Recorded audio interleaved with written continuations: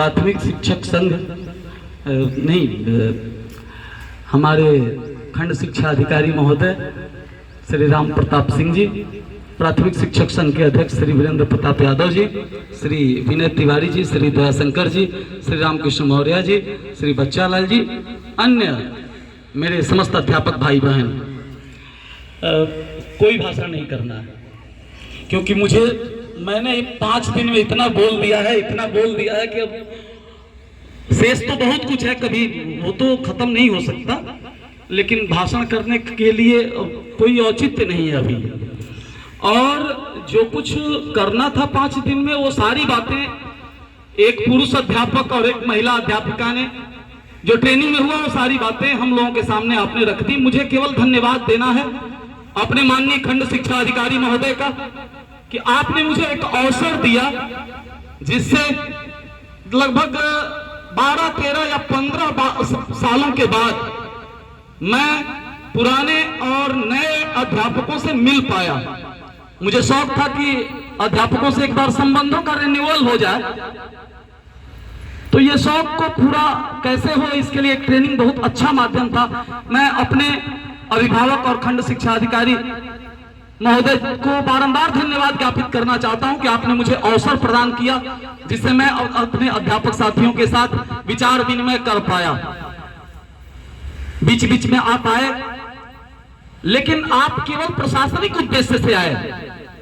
खंड शिक्षा अधिकारी महोदय का जब भी आगमन हुआ कड़े रुख के साथ, गर्म मिजाज के साथ, माहौल को एकदम बनाने के लिए ताकि एक प्रशिक्षण सुचारू रूप से संचालित हो सके। और वास्तव में किसी ने कहा है अध्यक्ष जी, अधिकारी को गरम और घर की महिला को नरम होना चाहिए। क्या परिवार चलाने के लिए बातें होती हैं। एक गरम रुख हम लोगों ने देखा। हालांकि दुनिया में 2 प्रकार के लोग होते हैं, कुछ बेल की तरह होते हैं, कुछ बेर की तरह होते हैं। बैठ जौन खाई जाला, बेल की तरह जो ऊपर से देखने में बड़ा कठोर होता है लेकिन भीतर से बड़ा मुलायम होता है, और एक बेर की तरह लोग होते हैं, ऊपर से देखने में बड़ा मुलायम होते हैं लेकिन बीच में बड़ा कठोर होते हैं। हमारे अधिकारी माननीय खंड शिक्षा अधिकारी महोदय एक बेल की तरह है। जब कभी भी जिस किसी आवश्यकता के लिए हम लोग गए, निश्चित रूप से उस आवश्यकता को पूर्ण करने का प्रयास आपने किया। और मैं विद्यालय में भी जहां पे हमारी नियुक्ति हुई, चाहे अन्य अध्यापकों के भी मुंह से सुनता हूं कि लंबे समय के बाद विकास खंड नगरा को एक उत्तम अधिकारी प्राप्त हुआ है। एक बार माननीय खंड शिक्षा अधिकारी महोदय का स्वागत और सम्मान करेंगे, और एक बार मैं समस्त शिक्षक बंधुओं की ओर से आपका बारंबार धन्यवाद ज्ञापित करता हूं। इसी क्रम में उत्तर प्रदेशीय प्राथमिक शिक्षक संघ के अध्यक्ष और हमारे पुराने साथी, कल्पना नहीं कर सकते, बहुत पुराना लंबा संबंध है। मैं माननीय अध्यक्ष श्री वीरेंद्र प्रताप यादव जी को बहुत धन्यवाद देना चाहता हूं। और केवल वीरेंद्र जी को ही क्यों, आपके घर पे जब भी गया हूं बड़ा प्रेम से भोजन कराई है, आपकी पत्नी को भी यहां से धन्यवाद देता हूं। और उनको ही क्यों, आपके सुपुत्र अभिनव, नाम लेना आवश्यक, अभी उनको राजनीति में उतार रहे हैं तो उनके लिए भी शुभकामनाएं इस के माध्यम से दे रहा हूं। प्राथमिक शिक्षक संघ के जिला अध्यक्ष जितेंद्र सिंह जी थे, उनके लड़के राजनीति में उतर गए। प्राइमरी के मास्टर साहब लोगों ने ऐसा आशीर्वाद दिया कि उम्मीद नहीं थी, और टीटी कॉलेज के अध्यक्ष बन गए। ये बड़ी ताकत है हमारी फौज में। खैर वो अलग का विषय है। मैं चूंकि आप हमारे शायद पहली बार समापन समारोह के अवसर पर ये उपस्थित हुए हैं, आदरणीय वीरेंद्र प्रताप यादव जी हमेशा शिक्षक हित के लिए संघर्षशील रहे हैं, प्रयत्नशील रहे हैं, और अभी भी जब से बैठे हैं तब से साहब के कान में कह रहे हैं कि टेट के मुद्दे को लेकर आपका विचार क्या है। माने चिंता ये है कि अध्यापक हित में बात रखी जाए। मैं आदरणीय वीरेंद्र प्रताप यादव जी को बारंबार शिक्षक समुदाय की ओर से धन्यवाद ज्ञापित करता हूं। इस धन्यवाद के क्रम को आगे बढ़ाते हुए हमारे बीच एक कुशल प्रशिक्षक जिनकी पहचान पूरे जनपद में है, श्री रामकृष्ण मौर्य जी, सब लोग जानते हैं, डायट से लेकर दूसरे ब्लॉकों के भी, और बहुत से हृदय व्यक्ति हैं। आदरणीय मौर्य जी को भी बारंबार धन्यवाद ज्ञापित करता हूं। और आप हमेशा हमको प्रेरित करते हैं, हमको क्यों, हम सबको प्रेरित करते हैं कि आप कुछ लिखिए, कुछ करिए। जैसा कि अभी आपने कहा पुस्तकों की बात, पुस्तक मेला में सम्मान हुआ, तब तक एक और मेला लगने जा रहा है गोमती नगर में अभी 2-4 दिन बाद, बहुत बड़ा। तो मैं तो जीवन में पहली बार सुना, केवल नगरा के लोग ही इस बात को जानते हैं। मैं जानता था आज तक कि केवल आदमी का ही मेला लगता है। नगरा में आया तो पहली बार जानकारी हुई कि लकड़ी का भी मेला निछुआडीह में लगता है। इसके अलावा मैं धरती पे कहीं सुना नहीं था कि लकड़ी का भी मेला होता है। वो लकड़ी का मेला केवल और केवल नगरा को ही ये गौरव प्राप्त है। सब बैठे हैं उसके गवाह निछुआडीह में, पता ना खत्म हो गया कि अभी चल रहा है, खत्म हो गया। लकड़ी का जैसे मेला लगता है, दूर दूर के लोग आते हैं और काफी सस्ते मूल्य पर विभिन्न प्रकार के फर्नीचर वहां से लेके जाते हैं। लकड़ी जो एक निर्जीव पदार्थ है, किताबों में तो बड़ा जीवन होता है।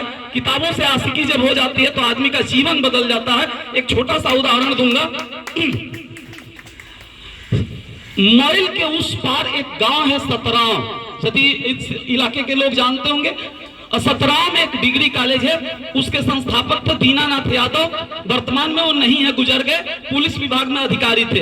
एक बार मुख्य अतिथि के रूप में हमको बुलाए थे दीनानाथ यादव जी। आप पता करेंगे उस इलाके के देवरिया के माने जाने शिक्षाविद रहे और उनके डिग्री कॉलेज पर मुख्य अतिथि के रूप में मैंने भाषण दिया। जब कार्यक्रम समाप्त हो गया, बैठे थे, जलपान कर रहे थे, तो उन्होंने यही कहा कि हमने एक दिन पढ़ा था कि अमेरिका के लोग 400 से 450 के करीब किताबें साल में पढ़ते हैं। उपाध्याय जी हम तो 80-90 भी नहीं पढ़ पा रहे हैं, बुढ़ऊ कह रहे थे।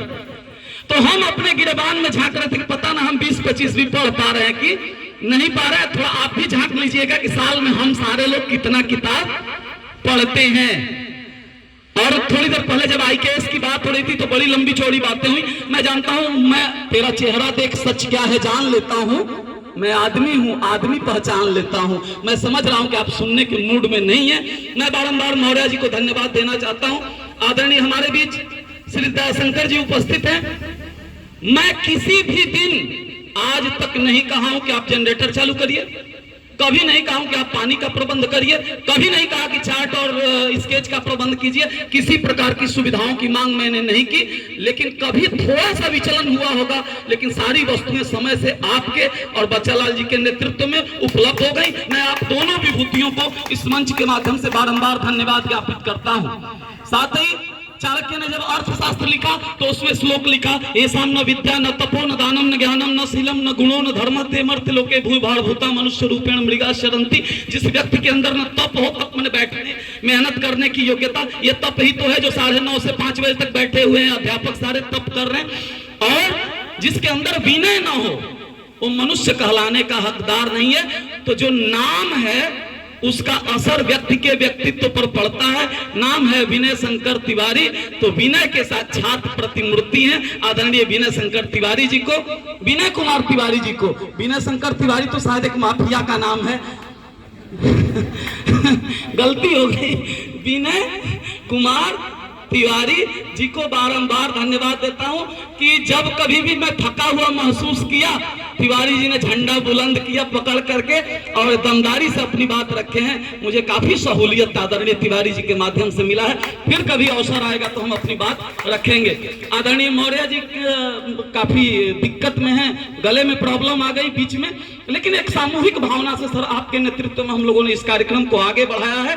विशेष रूप से माननीय खंड शिक्षा अधिकारी महोदय जी को इसलिए धन्यवाद देना चाहूंगा कि हो सकता है नौकरी में आना जाना लगा रहेगा, हो सकता है कुछ दिन के बाद आपका स्थानांतरण हो जाए, आप यहां से चले जाएं, कोई दूसरा खंड शिक्षा अधिकारी आए, हम रहे ना रहे, कुछ दूसरे अध्यापक आए, फिर कभी ट्रेनिंग हो। इस हाल में जब आएंगे, उस हाल में यदि जाएंगे या ऑफिस में यदि जाएंगे तो जो आपने साज सज्जा बना दिया है, जो रंग रोगन आपने कर दिया है, जो PVC आपने कर दिया है, ये नगरा BRC के इतिहास में स्वर्ण अक्षरों से लिखा जाएगा।